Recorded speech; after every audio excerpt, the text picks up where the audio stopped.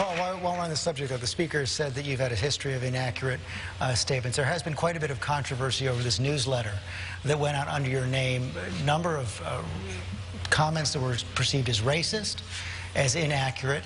You said that even though they were written under your name, that you didn't necessarily know they were written, you don't necessarily stand by them. Can you really take the time now and explain to everybody what happened there, how it was possible that those kind of comments went out under your name without you knowing about it?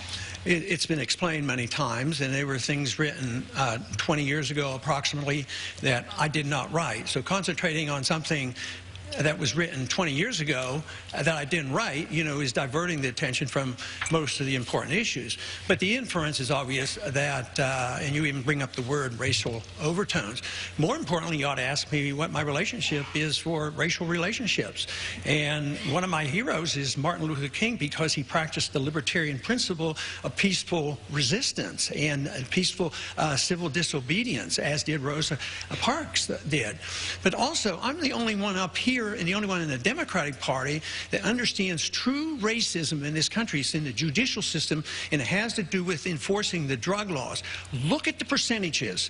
The percentage of people who use drugs are about the same with blacks and whites, and yet the blacks are arrested way disproportionately. They're prosecuted in prison way disproportionately.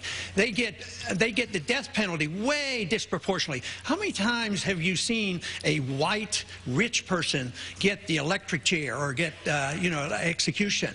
But poor minorities have an injustice, and they have an injustice in war as well, because the minorities suffer more. Even with a draft, they suffer definitely more, and without a draft, they're suffering disproportionately. If we truly want to be concerned about racism, you ought to look at a few of those issues and look at the drug laws, which are being so unfairly enforced. We want to